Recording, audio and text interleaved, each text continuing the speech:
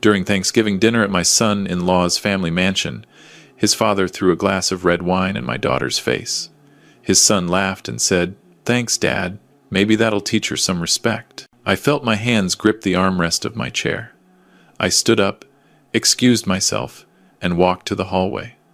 I pulled out my phone and made a single call. They had no idea who they were dealing with. Before we continue, please subscribe to Hallowed Vengeance, and let us know where you're listening from in the comments. I hadn't seen my daughter Sarah in 4 months when the invitation came. Not from her, but from her husband David's assistant. A formal card on expensive paper. The Pemberton family requests your presence at Thanksgiving dinner. November 23rd, 5 p.m. sharp. No warmth. No, we'd love to see you, Dad. Just a summons, like I was being called to appear before royalty. I'm Frank Morrison, 62 years old. I live in a small house in Tempe, Arizona, with a yard I tend myself and a 20-year-old truck in the driveway. My neighbors probably think I'm just another retired working man living on a modest pension. They're not wrong, exactly. I did retire, and my pension is modest. But there's more to the story, and until that Thanksgiving, I'd kept that story to myself. The Pemberton estate sits in Paradise Valley, one of those gated communities where the houses have names instead of numbers. I drove up the long driveway on that Thursday afternoon, past manicured gardens and a fountain that probably cost more than my entire house. The mansion itself was all glass and stone, the kind of place you see in magazines about successful people. David answered the door. My son-in-law, tall, good-looking, wearing a sweater that probably cost $500. He smiled, but it was the kind of smile you give to someone you're obligated to tolerate. "Frank, you made it. Not Dad, never Dad. Just Frank, like I was a business acquaintance." "Wouldn't miss it," I said, though we both knew I'd missed quite a bit lately, not by choice. Sarah appeared behind him. My daughter. She'd lost weight since I'd last seen her. Dark circles under her eyes. Her smile when she saw me was genuine but brief, like she was afraid to show too much emotion. "Hi, Dad." She hugged me quickly, and I felt how thin she'd become. She used to be strong, athletic. Now she felt fragile. "Hey, sweetheart. How are you?" "Good, good. Busy with work." The lie came easily to her lips. She worked from home doing graphic design, but David's father had made it clear he considered that playing on the computer. The house was enormous inside. Vaulted ceilings, expensive art on the walls, furniture that looked like it belonged in a museum. Everything was pristine, cold, designed to impress rather than welcome. Richard Pemberton held court in the great room. That's the only way to describe it. He didn't just sit. He occupied space with the confidence of a man who'd never been told no. Mid-50s, silver hair, expensive suit, even for a family holiday. He was on his phone, gesturing dramatically while closing some deal. When he saw me, he didn't stand. "Frank, the janitor, good of you to join us."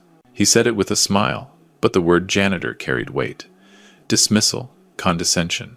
I'd worked as a custodian to put myself through night school 40 years ago. Sarah must have mentioned it once. Richard never forgot details he could use as weapons. "Richard, thanks for having me. We're all family here, right?" He went back to his phone call without waiting for an answer. Dinner was in a dining room that could seat 20. Crystal chandelier, china that probably cost more than my monthly pension, wine that Richard announced cost $300 a bottle. He poured it himself, making a show of the price. "This is a 2015 Bordeaux. I have a wine cellar worth over $200,000. Do you know anything about wine, Frank?" "I know what I like," I said carefully. "Beer drinker, I imagine. Nothing wrong with that. Simple tastes for simple people." He laughed. David laughed with him. Sarah stared at her plate. Richard's wife, Patricia, was quiet. She'd stopped trying to soften her husband's edges years ago. She just moved food around her plate and refilled wine glasses. The meal began with Richard talking about his latest development project, luxury condos in downtown Scottsdale. He dropped numbers casually. 8-figure investments, 6-figure deposits, permits he'd secured through his connections. He made sure I knew that my entire life's savings probably equaled what he spent on landscaping. Sarah here wanted to invest some of her design money into the project, Richard said, cutting into his prime rib. I told her to focus on her little computer projects and leave real business to the adults. I thought it might be a good investment, Sarah said quietly. Investment. Richard laughed. Honey, you make what, $30,000 a year? That's not investing. That's hobby money. Let the men handle the real finances. I watched David nod along. He never defended her, never pushed back. His father's approval meant more than his wife's dignity. Throughout dinner, I observed the way Sarah flinched when Richard's voice rose, how she apologized for everything, the temperature of the food, forgetting to refill a water glass, having an opinion. The expensive camera equipment I'd given her for her birthday sat unused in the corner. When I asked about it, Richard said, "Toys don't pay bills." I excused myself to use the bathroom. Walking through the hallway, I noticed the photos. Richard's family covered every wall. His other children from his first marriage, his parents, his siblings. Not a single picture included Sarah. She'd been edited out of the visual history of the family, just like they'd tried to edit me out. When I returned, Richard was lecturing Sarah about her spending. $200 at the grocery store? What are you buying? Caviar? He laughed at his own joke. Frank, you understand. You raised her. Did you teach her anything about money? Or were you too busy mopping floors? I was about to respond when David cut in. Dad's right. Sarah, you need to be more careful. We're not poor, but we're not wasteful either. I bought groceries for the week and toiletries, Sarah said quietly. I showed you the receipt. Don't argue with your husband, Patricia said suddenly. First word she'd spoken in 30 minutes. A wife should trust her husband's judgment. Richard raised his glass. See? Now that's a woman who understands marriage. Patricia knows her place. Not like these modern women who think they know everything. The table fell silent. Sarah's face had gone red, but she didn't respond. She just sat there, absorbing the criticism, the belittlement, the casual cruelty, disguised as family dinner conversation. I'd been watching this pattern all evening. This wasn't new. This was routine for them. Tear down Sarah, make her feel small, remind her she's lucky to be part of their world. My daughter, the girl who'd won math competitions in high school, who'd put herself through college, who'd built a small but successful design business, sitting at a table full of people who treated her like she was nothing. Richard poured himself more wine. The bottle was almost empty. He was getting louder, more aggressive. The kind of drunk where the truth comes out, where the mask slips. You know what your problem is, Sarah? He pointed at her with his fork. You don't appreciate what you have. My son gave you this life, this house, this opportunity, and you just take and take. Dad, maybe we should, David started. No, she needs to hear this. Richard stood up, walked around the table. He loomed over Sarah. You were nothing when David met you. A girl with a laptop and dreams. We brought you into this family, gave you everything, and you can't even show basic gratitude. I am grateful, Sarah whispered. Are you? Because all I see is entitlement, asking for money for your business, questioning our decisions, acting like you have any right to an opinion. Richard, maybe that's enough, I said quietly. He turned on me. Oh, the janitor speaks. Tell me, Frank, what did you teach your daughter? How to be mediocre? How to marry up and then forget where she came from? I taught her to be kind, to work hard, to respect herself. Respect herself? Richard laughed. That harsh bark I'd heard all evening. Is that why she married into money? Because she respects herself? Or because she saw an opportunity? I loved David, Sarah said, her voice cracking. Loved his last name, you mean? Loved what we could provide. Richard was in full form now, wine-drunk and mean. Girls like you, from families like yours, you're always looking for a leg up. Well, you got it. So stop complaining. That's not fair. Sarah stood up. Her chair scraped back. I've never asked for anything. I work. I contribute. Richard's hand shot out. the wine glass still in it. Red wine splashed across Sarah's face, soaking her white blouse, dripping onto her lap. The room went silent. Even Patricia gasped. Sarah stood there, wine dripping from her chin, her eyes wide with shock and humiliation. And David laughed. Actually laughed. "Thanks, Dad. Maybe that'll teach her some respect." Time stopped. My daughter standing there, soaked in wine and shame. Her husband laughing. Her father-in-law breathing hard, satisfied with his display of dominance. Patricia staring at her plate. Nobody moving to help. My hands gripped the armrest of my chair. 62 years old, and I felt every muscle in my body coil tight. But I didn't yell. Didn't move aggressively. 30 years of training had taught me control. "Excuse me," I said, my voice steady. Too steady. I stood slowly, placed my napkin beside my plate, and walked to the hallway. Through the archway, I could still see the dining room. Sarah standing frozen. David pouring himself more wine. Richard settling back into his chair like a king who'd just dealt with a peasant uprising. I pulled out my phone. Robert Chen. The number was still in my contacts. Special agent in charge, Phoenix IRS Criminal Investigation Division. We'd worked together before I retired. He'd called me 6 months ago, asking about some case he was building. We'd stayed in touch. "Robert, it's Frank Morrison." "Frank? Happy Thanksgiving. Everything okay? I need to report a case. Possible tax fraud, money laundering, large scale." His tone shifted. "Professional. I'm listening." "Richard Pemberton. Real estate developer, Paradise Valley. Multiple properties, large cash flows, suspicious transactions. I've been present at dinner tonight, where he detailed several deals that raise red flags. Development projects with questionable funding sources. Offshore accounts mentioned. Properties purchased through shell corporations." "How do you know this?" "He was bragging about it, in front of witnesses. I'd like to make a formal report." "Frank, are you sure? You know what this involves." "I'm certain. This needs to be investigated. Tonight." "Tonight? It's Thanksgiving. I have reason to believe documents might be destroyed if we wait. He mentioned shredding files tomorrow for tax purposes. I'd consider that time-sensitive." There was a pause. Robert knew me, knew my record, knew I didn't make calls like this lightly. "Give me the address. I'll have agents there in 30 minutes. I provided the details, then added, "Robert, there's something else you should know. This is personal. My daughter is married to his son. I'm a witness to what happened tonight. I'm not objective. Are you certain about the financial crimes?" "I spent 30 years investigating financial crimes." "Yes, I'm certain." "Then your personal involvement doesn't matter. Evidence is evidence. We'll be there." I ended the call and returned to the dining room. Sarah had gone to clean up. David was talking business with his father. Patricia was clearing plates. Nobody seemed to think anything was wrong. "Everything all right?" Richard asked, not really interested. "Yes, thank you.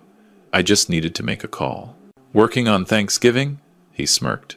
"Oh, wait. You're retired. What do you do, Frank? Besides live on that government pension?" "I spend time thinking," I said carefully, "reflecting on my career.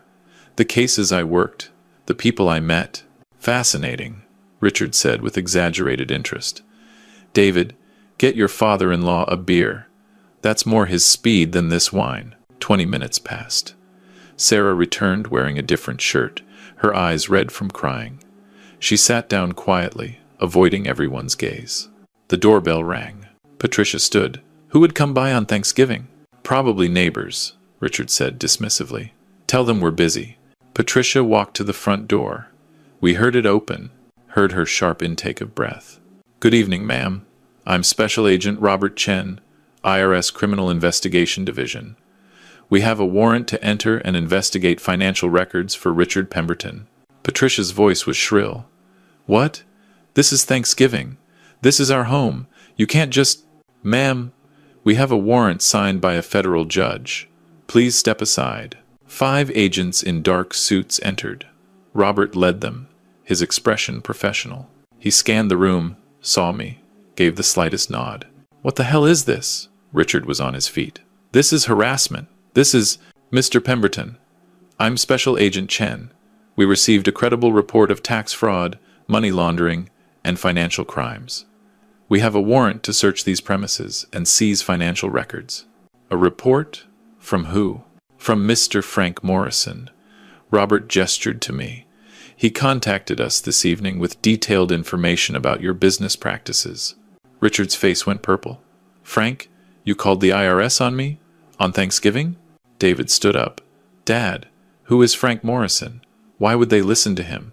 Robert pulled out his credentials. Mr. Morrison is a retired special agent from this division. 30 years of service. One of the best financial investigators I've ever known. When he calls with a concern, we take it seriously. The room went silent. You could hear the grandfather clock ticking in the corner. What? Sarah's voice was barely a whisper. Dad, you were IRS, criminal investigation, sweetheart. Special agent for 30 years. I retired 3 years ago. Richard's mouth opened and closed. David looked between me and his father, confusion and panic mixing on his face. You told me he was a janitor, David said. He was, Richard sputtered. He cleaned buildings. To pay for night school, I said calmly. 40 years ago. Then I got my accounting degree. Then my law degree. Then I joined IRS-CI. Spent 3 decades investigating exactly the kind of financial crimes Mr. Pemberton was describing over dinner. You lying son of a Richard started toward me.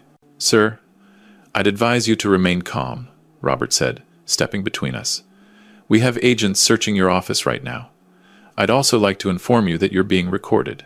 Anything you say can and will be used in federal court. The next 4 hours were methodical. Agents went through Richard's home office, his computer, his file cabinets. They found offshore account information, shell corporation documents, falsified tax returns, evidence of unreported income going back 6 years. Richard tried to bluster, called his lawyer, who arrived an hour later, took one look at the evidence agents were cataloging, and advised his client to stop talking immediately. David kept asking questions nobody would answer. Patricia cried quietly in the corner. Sarah sat with me in the living room, away from the chaos. Dad, why didn't you ever tell me? Because when I retired, I wanted to be your father, not Special Agent Morrison who sent people to prison. I wanted you to know me as Dad, not as the man who could investigate and destroy lives.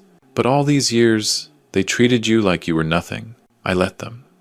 People reveal themselves when they think you have no power. Richard showed me exactly who he was tonight. How he treats people he thinks are beneath him. How he treats you. She was crying. I didn't know it was that bad. I thought it was just his personality. Tough love. That wasn't love, sweetheart. That was abuse.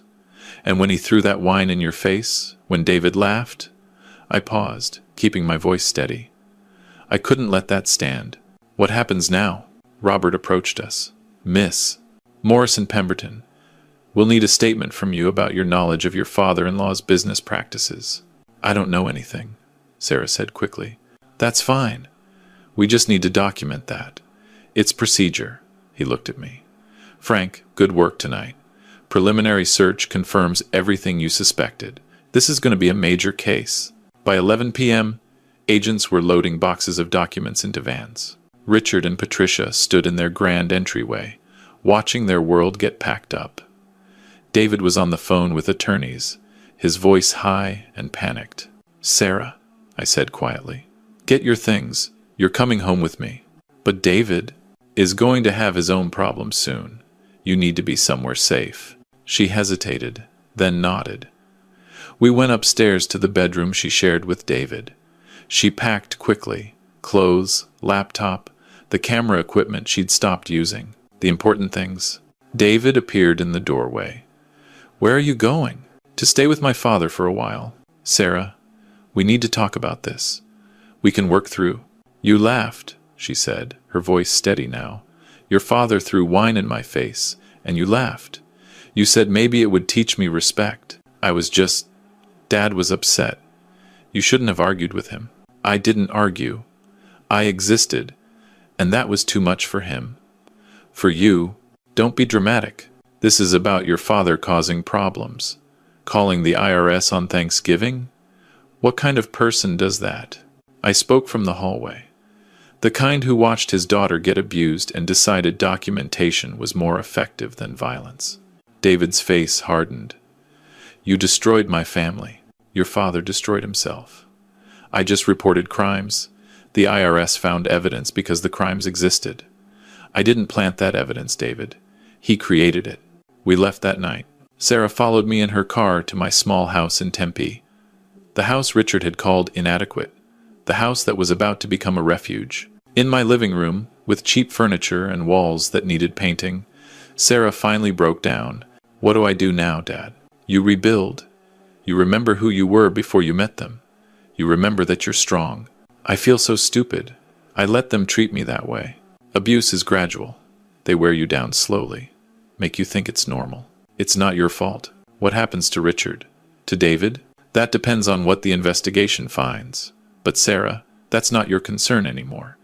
Your concern is healing, moving forward. She spent that night in my spare bedroom. The bed wasn't expensive. The sheets weren't high thread count, but she was safe. The next morning, David called. 12 times. Then his lawyer called. Then Richard's lawyer called. They want to talk, I told Sarah over coffee. I don't want to talk to them. You don't have to. But legally, you should probably get your own attorney. This is going to get complicated. The investigation moved faster than I'd expected. Robert called me 3 days after Thanksgiving. Frank, this is bigger than we thought. Richard Pemberton has been running a sophisticated tax fraud scheme for 8 years. Shell corporations in 3 states, offshore accounts in the Cayman Islands, unreported income exceeding $15 million. Criminal charges? Federal prosecutors are building a case. Tax evasion, wire fraud, money laundering. We're looking at serious prison time. What about the son? David appears to have been involved in some of the transactions. He's lawyering up, but his exposure is less than his father's. 2 weeks later, federal prosecutors filed charges. Richard Pemberton was arrested at his office, his company's assets frozen pending investigation. The news coverage was extensive. Prominent Phoenix developer, charged with massive tax fraud. Sarah filed for divorce. Her attorney, recommended by Robert's office, was sharp and thorough. David tried to contest it, but the fact that he was potentially facing charges himself weakened his position. The trial came in April. Federal courthouse in Phoenix, Judge Maria Rodriguez presiding. I sat in the gallery watching Robert and his team present their case. Documents, financial records, testimony from accountants and business associates. The evidence was overwhelming. I testified on day 4, not about Thanksgiving dinner, about the financial crimes, my expertise as a former agent, my analysis of the shell corporations, my professional opinion on the sophistication of the fraud scheme. Richard's attorney tried to paint me as biased, pursuing a personal vendetta. Mr. Morrison, isn't it true that you hold a grudge against Mr. Pemberton for how he treated your family? I hold him accountable for crimes he committed. Personal feelings don't change financial records. But you initiated this investigation on Thanksgiving, during a family gathering. That seems personal. I heard him describe criminal activity. I reported it. That's what any citizen should do. The fact that I have expertise in this area made my report more credible, but the crimes existed regardless of my involvement. You could have handled this privately. Family to family. Financial crimes aren't family matters. They're federal crimes. Would you suggest a witness to bank robbery handle it privately? The attorney moved on. I'd done this too many times to be rattled. The jury deliberated for 6 hours. Guilty on all counts. Sentencing came 3 weeks later. Judge Rodriguez was thorough in her assessment. Mr. Pemberton, you engaged in a deliberate, sophisticated scheme to defraud the United States government. You evaded millions in taxes while living lavishly and looking down on those who paid their fair share. This court sentences you to 8 years in federal prison, 5 years supervised release, and restitution of $15.2 million to the IRS. Richard aged 10 years in that moment. His shoulders slumped. Patricia sobbed in the gallery. David pleaded guilty to lesser charges, cooperated with prosecutors. He received 2 years supervised probation and a $200,000 fine. Sarah's divorce finalized in May. She got half their shared assets, which wasn't much since most had been in Richard's name and were now frozen or seized. But she got her freedom. That was worth more. One afternoon in June, I was working in my garden when a car pulled up. David got out, looking thin and worn. "Frank, can we talk?" I set down my trowel. "All right." He sat on my porch steps. "I came to apologize. To me or to Sarah. Both. But she won't see me, and I understand why." He rubbed his face. "I was terrible to her. To you.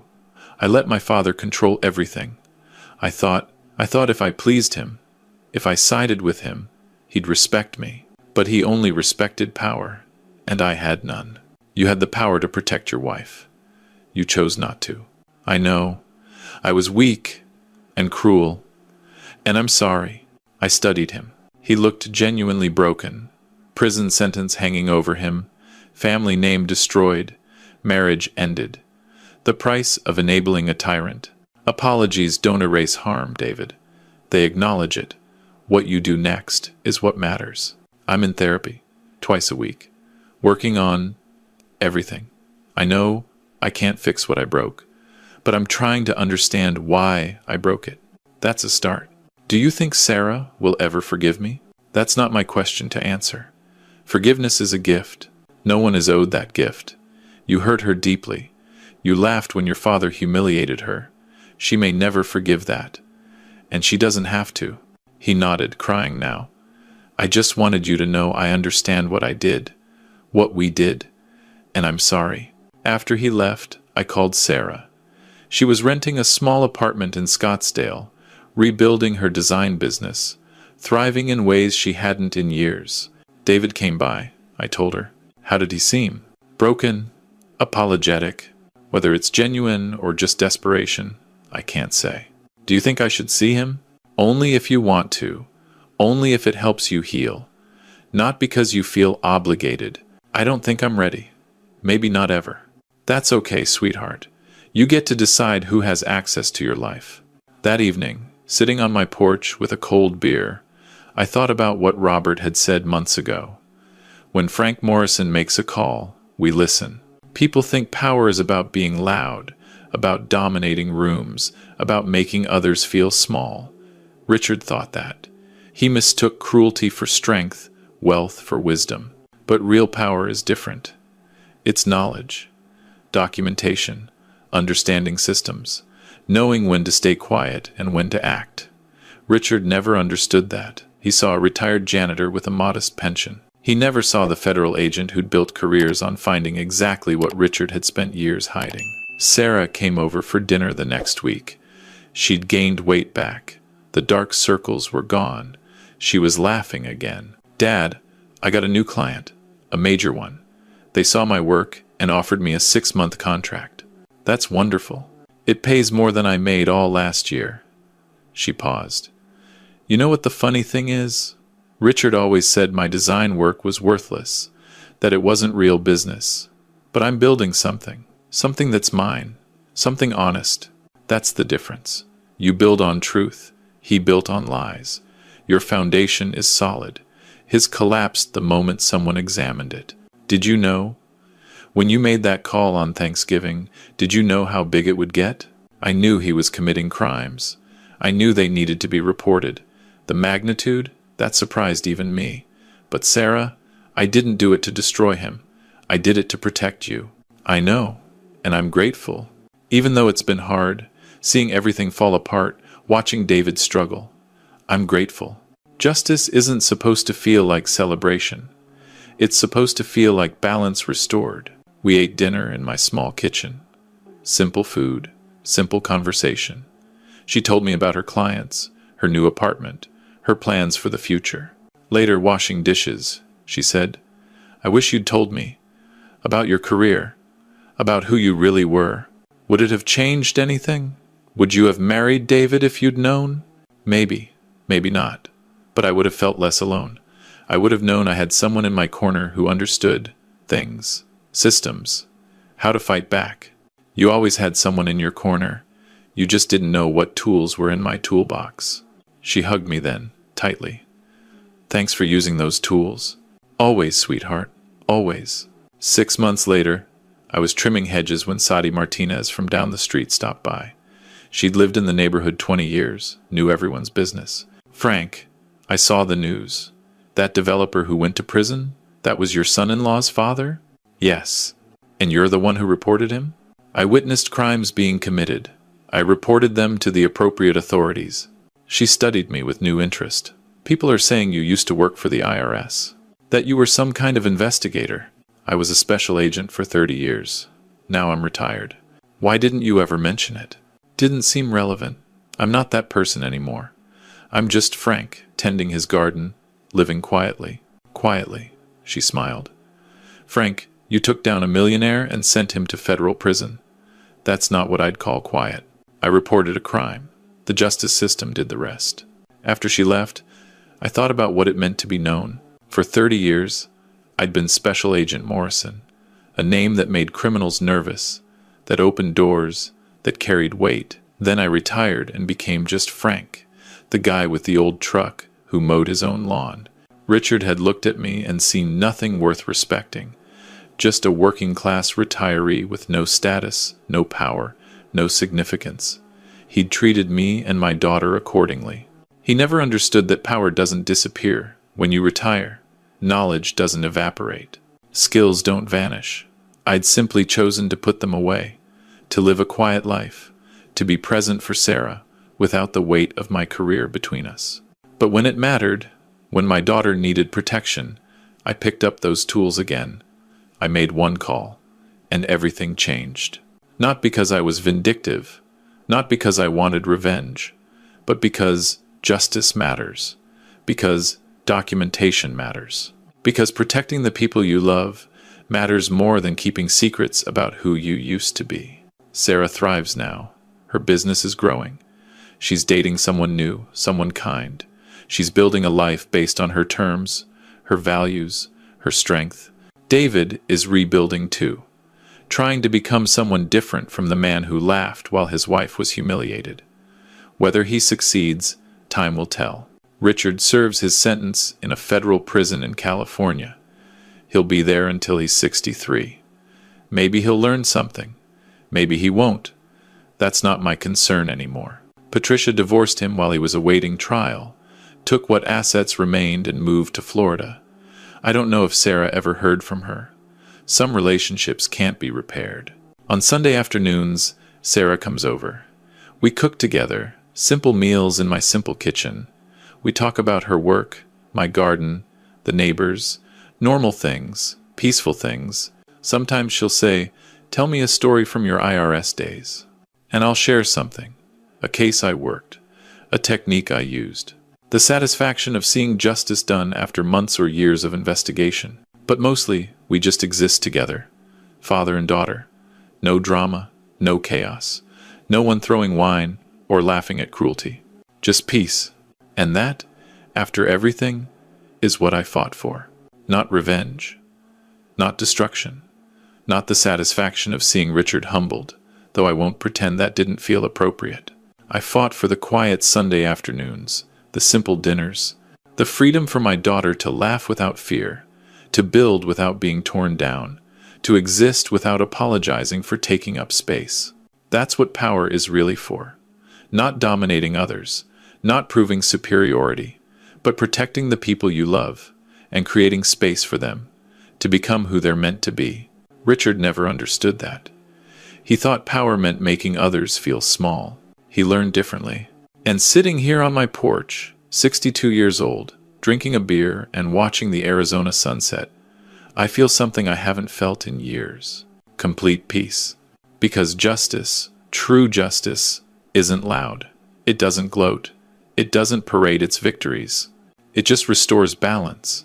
And then it returns to tending its garden, living quietly, loving fiercely, and knowing that when necessary, one phone call can change everything. If you enjoyed this story, please like this video, subscribe to Hallowed Vengeance, and share your thoughts in the comments. And let us know where you're listening from. I'd love to know this story reached you.